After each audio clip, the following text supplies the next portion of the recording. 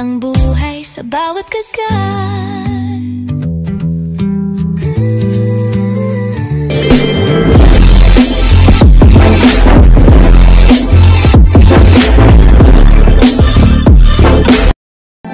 Hello guys! Welcome back to my channel. At kung first time mo dito sa channel ko, please do subscribe guys.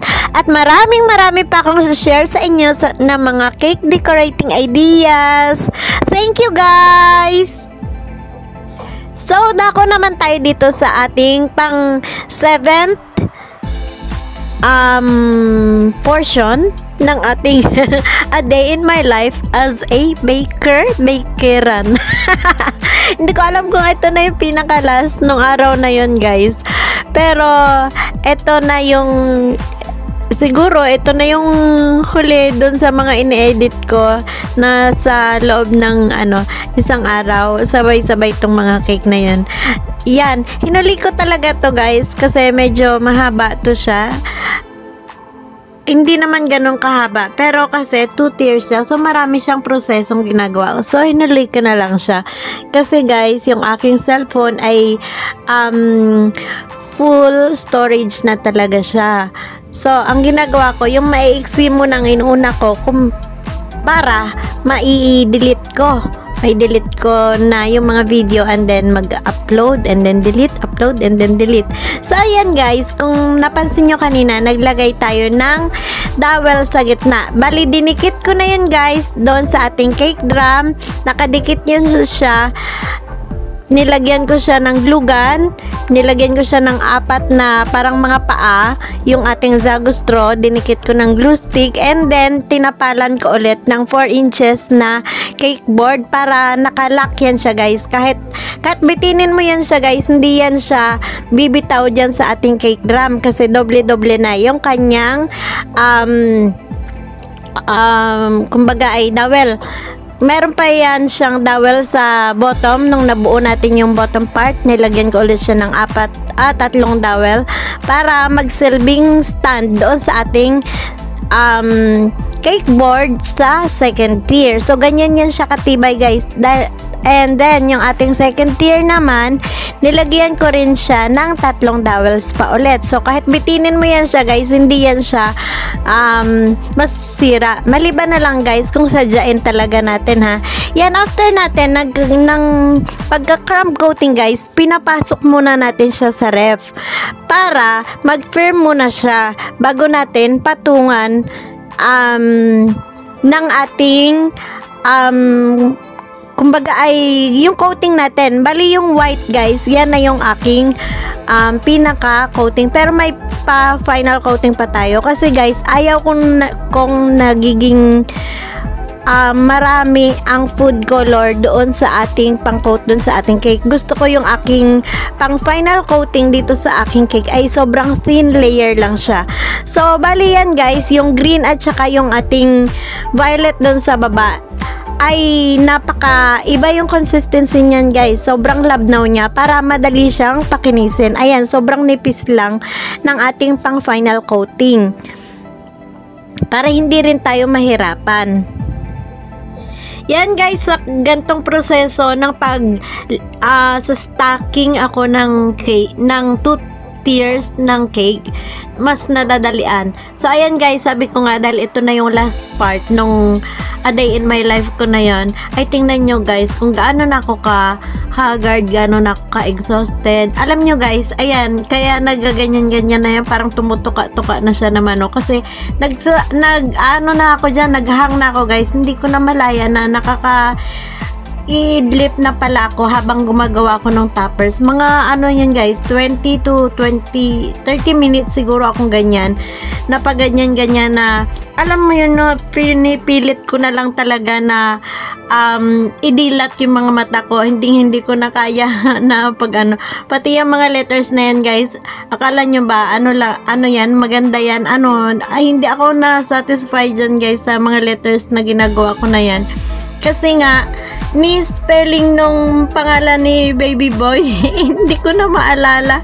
As in, nagtaka na lang ako, bakit kulang na ito ng H o N o ano ba? Ano ba nangyari nung pagkatapos ko siya gupit-gupitin? Nawawala na ako niyan sa sa sarili ko. Pero, ayan, awa ng Diyos ay nakaya ko naman lahat, natapos ko naman lahat, pero talaga, yung halos ko na lang makayanan at hindi ko na malaya na nire-record ko talaga yun kung paano ako gumawa ng toppers, pero hindi ko akalain na may re-record ko yung pagka-idlip-idlip ko habang gumagawa ko niyang foil na yan. So, ayan yung ating toppers, guys. Bali, foil lang yan na kinorte ko siya as parang yung fist, yung ganyan.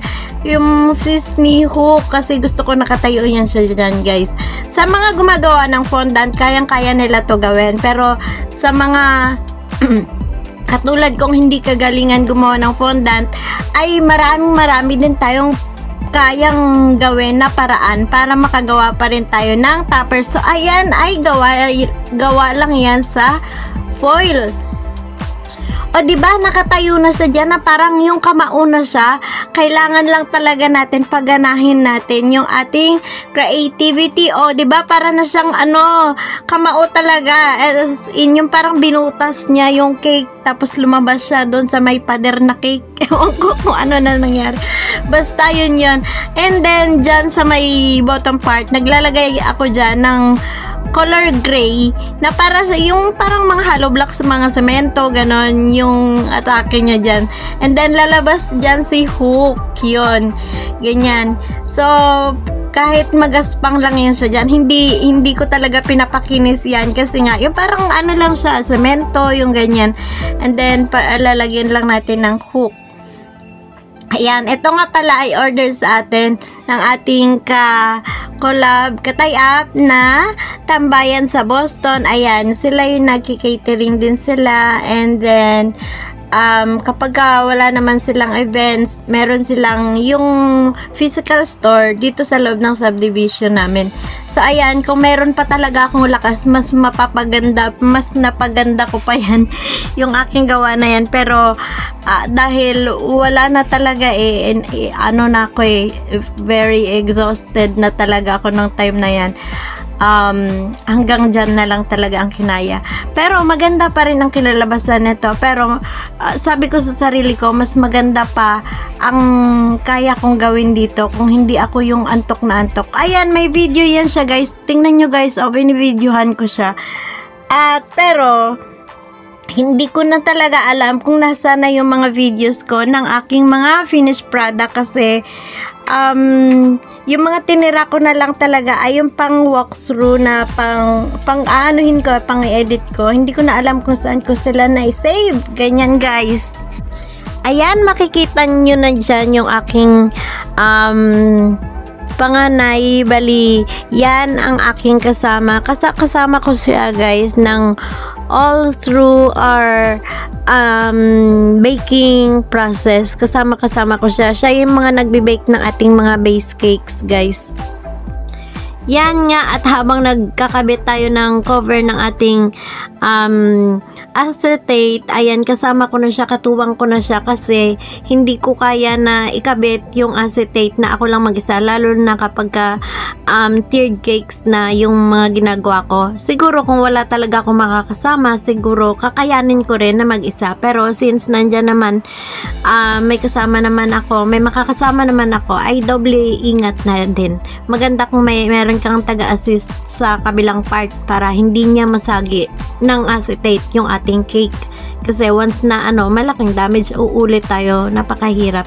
So ayan, guys, meron to siyang kasamang 1 dozen cupcakes. Bali, kapag tiered cakes yung in-order sa akin, meron siyang free na to siya. Hindi talaga to siya kasama sa costing.